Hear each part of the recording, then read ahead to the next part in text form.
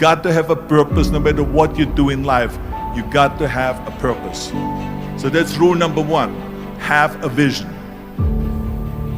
You see, if you don't have a vision of where you go, and if you don't have a goal where you go, you drift around and you never end up anywhere. It's like you can have the best ship in the world, you can have the best airplane in the world. If the pilot or the captain doesn't know where to go, it would just drift around. It would not end up anywhere, or most likely in the wrong place. So I was very fortunate that I stumbled onto my vision. Rule number two is, don't listen to the naysayers. Everything I ever did, the thing that I heard out of people's mouth was, that's impossible. That can't be done. Or no. I mean, as you know, I was born in 1947 in Austria after the Second World War. And I didn't really like Austria when I grew up. I couldn't wait to get out of there. I couldn't see myself becoming a farmer or a worker in a factory or anything like that. Even though my parents wanted me to stay there and have a normal life. My father wanted me to become a police officer like he was. My mother wanted me just to stay there. But that was their vision, not mine. My vision was totally different. I felt that I was born for something special, for something unique, for something big. So I was searching. I remember when I wanted to be a bodybuilding champion, including my parents and everyone else around me, said, this is impossible. You can't be a bodybuilding champion. That is exactly what I heard, and of course I proved to the people that it can't be done. So whenever someone said to me, it can't be done, I heard, it can be done. When they said no, I heard yes. And when they said it's impossible, I heard it is possible. I'm a strong believer of what Nelson Mandela said, that everything is always impossible until someone does it. Well, I'm gonna be the one, I said to myself, I'm gonna do it and I'm gonna show it to them. Maybe it has never been done before. That's perfectly fine with me. But I'm gonna do it. And I did not listen to the naysayers. When I wanted to come to America, when I wanted to go to America, they said it's impossible. There's no money that you have to fly even over there. You have no money when you go over there to live with. It was all no, no, and it can't be done, it's impossible. And I remember then the same thing happened also when I went into show business. As a studio executive, I say, I want to get into movies. I want to be a leading man. He started laughing. So they all say it's impossible. I said, why is it impossible? He says, because look at how big you are. You weigh 250 pounds. And then they told me, he says, and your accent, even if you reduce all your body weight and everything and have a normal body, your accent. I said, your accent, I mean, it will go give people goosebumps with the German accent. It will get people the creeps. They will get scared. He says, no one in Hollywood ever has become a leading man that had an accent. This is the kind of stuff that I heard. They said, no, you see, it's impossible. This is the kind of thing that I heard. Imagine, you go from studio executive, from agent to agent, from manager to manager, and they all said exactly the same thing. Because I believed that I can be a leading man. I said, there's enough room on that ladder that I can fit up there. And of course I went to college to study English. I studied voice,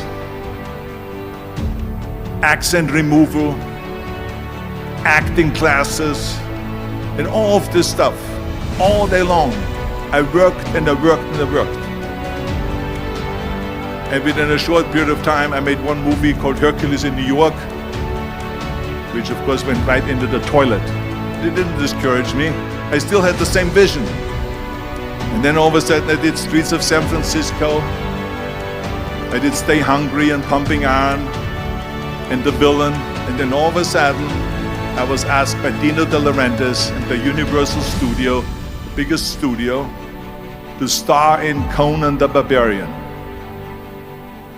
And after I did Conan the Barbarian, the director at the press conference said to the press, the director was John Milius. He said to the press, if we wouldn't have had Arnold, we would have had to build one. The very body that they said can never be sold because the time is wrong. A few years later, I'm doing Conan the Barbarian, and it was the #1 hit at the box office when it came out in the summer of '82. Think about that. And the director says, if we wouldn't have had his body, we would have had to build one. So all of a sudden, my body became an asset, not a liability. And the same thing was with Terminator. After we were finished filming Terminator, Jim Cameron said to the press, if Arnold wouldn't have had that accent and talked like a machine, I think the movie wouldn't have worked. The body and the accent that they attacked was an asset. But I didn't listen to those losers. I didn't listen to them at all.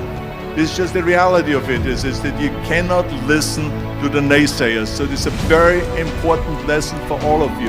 If I would have listened to the naysayers, from bodybuilding to show business to politics, I would be in Austria in the Alps yodeling. So this is why I say don't listen to the naysayers. And the next thing, the third point that I'm going to make to you is work your ass off.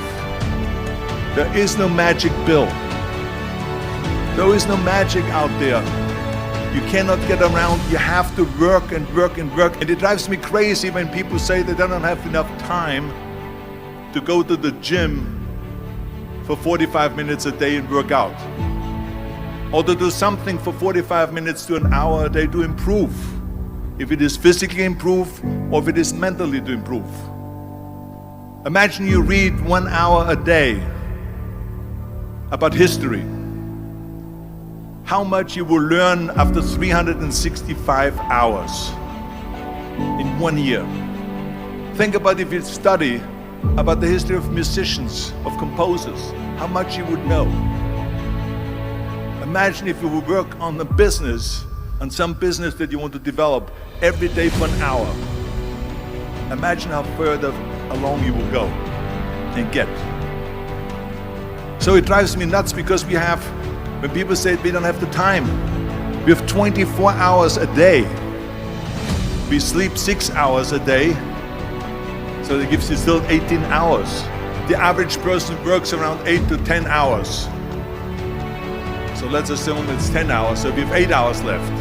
Then you travel around an hour a day, maybe 2 hours a day. So now you have still 6 hours left. So what do you do with these 6 hours? What do we do with the 6 hours? Then we eat a little bit. You can see how much time there is available if you organize your day. So you got to work hard. I mean, let me tell you something. When I went to America, I went to college. I went and worked out 5 hours a day. And I was working on construction. Because in those days in bodybuilding, there was no money. I didn't have the money for food supplements or anything. So I had to go to work. So I worked on construction. I went to college. I worked out in the gym, and at night from 8 o'clock at night to 12 midnight, I went to acting class 4 times a week. So I did all of that. There was not one single minute that I wasted. I became very friendly with Muhammad Ali in the 70s. Muhammad Ali worked his butt off, and I saw it firsthand. And I remember that there was a sports writer that was there in the gym when he was working out and he was doing sit-ups. And they asked him, how many sit-ups do you do? And he said, I don't start counting until it hurts. Now think about that. He doesn't start counting his sit-ups until he feels pain. That's when he starts counting. That is working hard. And so you can't get around the hard work. It doesn't matter who it is. As a matter of fact, I believe what Ted Turner said, work like hell and advertise. You get it? Work like hell, go to bed, and early to rise, work like hell and advertise. So you work your ass off, and then you let the world know about your work.